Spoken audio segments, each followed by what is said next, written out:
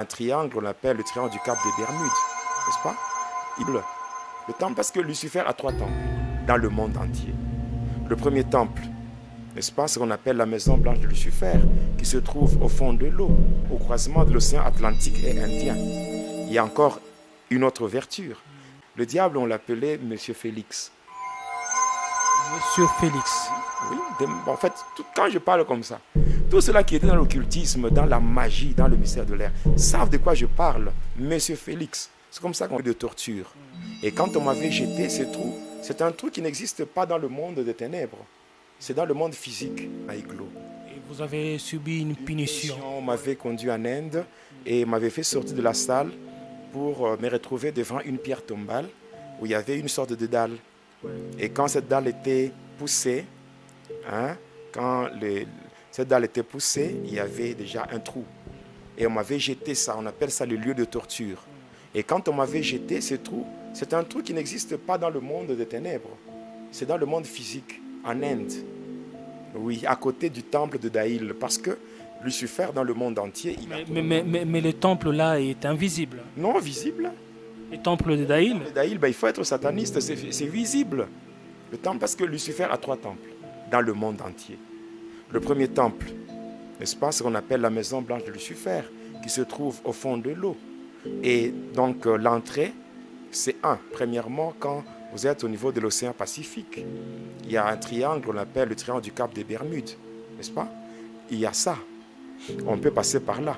Ou bien au croisement de l'océan Atlantique et Indien. Il y a encore une autre ouverture. Même au niveau de la mer Rouge. Là, quand vous descendez, là, souvent quand on passait par la mer Rouge, le diable, quand on le voyait, il portait un nom. Vous voyez là, au niveau de la mer Rouge, par rapport aux différentes réunions, le diable, on l'appelait Monsieur Félix. Monsieur Félix. Oui, en fait, quand je parle comme ça, tous ceux-là qui étaient dans l'occultisme, dans la magie, dans le mystère de l'air, savent de quoi je parle. Monsieur Félix. C'est comme ça qu'on l'appelait. Non, Monsieur Félix. C'est un peu rigolo. Mais en fait, là, on le considère comme un monsieur, comme... Donc on parlera de tout ça parce que moi j'ai pris la résolution de dévoiler les œuvres de ténèbres, n'est-ce pas? J'ai pris la résolution de dévoiler les œuvres de ténèbres. Mais en fait on ne l'appelle pas Lucifer ou diable. Je vous donnerai des noms, beaucoup de noms de Lucifer. Et donc on peut dire qu'il a plusieurs noms, mais plusieurs appellations. La mer Rouge, lorsqu'il était question de modifier la Bible, je vous donnerai même le passage de la Bible que Lucifer avait modifié. Bon, je vous donnerai cela. Vous verrez, même lorsque j'explique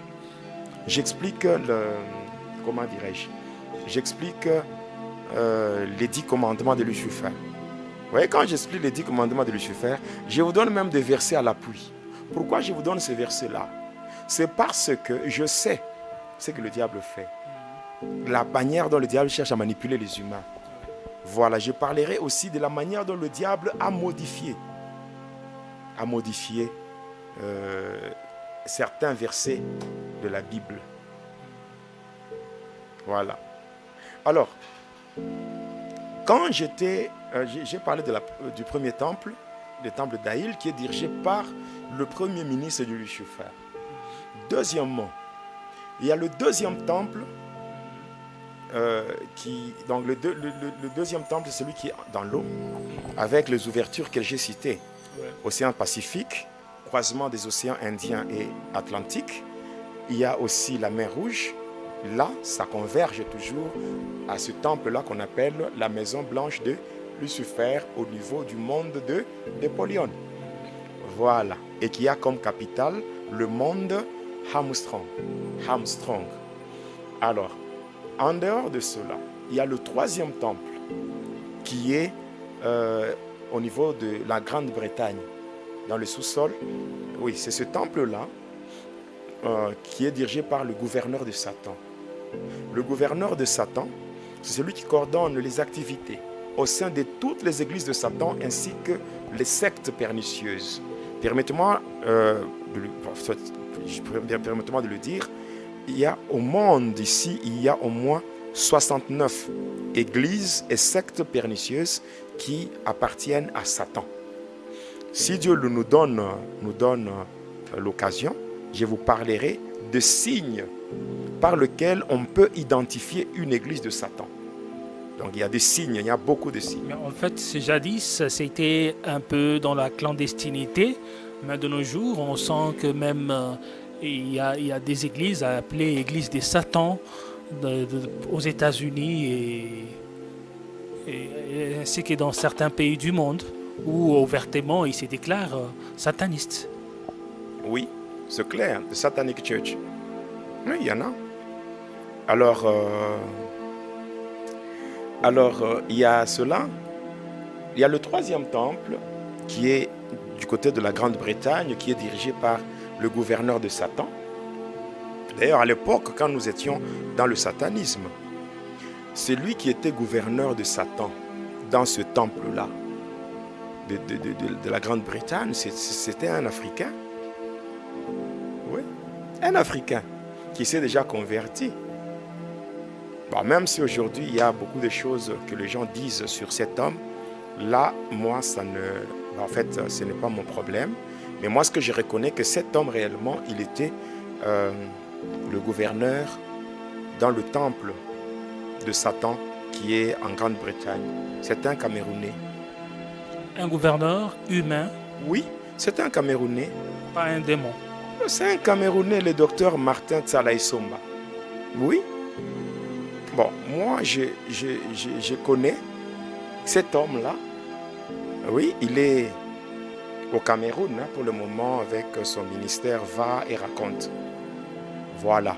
Mais, parce que lui, il a abandonné le satanisme avant nous. Nous étions encore dedans. Oui, mais en fait, je ne connais pas sa vie actuellement. Il a sa vie, il est au Cameroun. Je l'avais vu une fois. Vous avez parlé? Je l'avais vu une fois. Bon, moi, je n'étais pas encore converti. Lui, il était venu à Lubumbashi pour donner son témoignage dans un ministère, là. Oui, je l'avais vu, mais je n'étais pas intéressé parce que moi, j'étais des pleins pieds dans les satanismes. On était là, dans cette... en fait... Mais vous saviez que c'était l'un de vôtres qui venait à peine... Cet homme-là, il a été recherché plusieurs fois par Lucifer. Recherché plusieurs fois par Lucifer. Plusieurs fois. Mais, en fait, moi, je dirais ceci, que le Seigneur, n'est-ce pas, que le Seigneur l'assiste. Parce qu'aujourd'hui, je vois sur les réseaux sociaux beaucoup de choses qui se disent sur lui. Bon, moi, je ne sais pas confirmer ou quoi. Je ne sais pas dire quoi que ce soit à son sujet. Moi, tout ce que je sais, que cet homme-là, il fut gouverneur de Satan. Parce que, vous savez, la vérité reste vérité. La manière, il y a deux choses. Deux choses, c'est ceci. Il y a le témoignage de la personne quand elle sort de ténèbres. Ça, c'est Jésus qui le fait, qui libère. Il y a le deuxième témoignage, c'est la vie que la personne mène en tant que chrétienne. N'est-ce pas? Ça, ce sont les deux témoignages. Moi, je parle, je parle de sa vie avant sa conversion. Mais ce qu'il est devenu, vous ne connaissez pas. Ça, je ne connais pas parce que je n'ai même pas son numéro de contact. Et ce que vous saviez quand même, il était passé ici à Lubumbashi pour un témoignage. Comment? Vous saviez quand même qu'il était passé ici à Lubumbashi. Oui, je sais qu'il était passé, c'était, bon, en fait, des années 2000, hein, quelque chose comme ça. Oui, il était passé, bah, c'est tout. Mais moi, je confirme et je suis prêt à mettre ma main au feu par rapport au docteur Martin Tsalaï Somba, qu'il fut gouverneur de Satan dans le temple de la Grande-Bretagne. Voilà. Mais pour le reste, depuis sa conversion, lui, il est au Cameroun, moi je suis au Congo, je ne connais pas comment il évolue dans le ministère. Moi, je parle, parce que je suis en train de parler de quoi? de temple. Et c'est par rapport au troisième temple que j'ai cité son nom. Voilà, c'est tout ce que je sais. Parce que les hommes qui quittent le monde de ténèbres ne sont pas toujours compris par ceux-là qui n'ont jamais vécu dans le ténèbre. Mais moi, ma prière élevée de mon cœur est que le Dieu qui l'a tiré de là où il était, que ce Dieu-là le soutienne et que ce Dieu-là l'aide à faire ce que lui-même attend de lui. C'est-à-dire que ce que Dieu attend de lui. Ça, c'est ma prière élevée de mon cœur. Voilà. Voilà, c'est bien dit. Alors, maintenant, quand... parce qu'il y en a...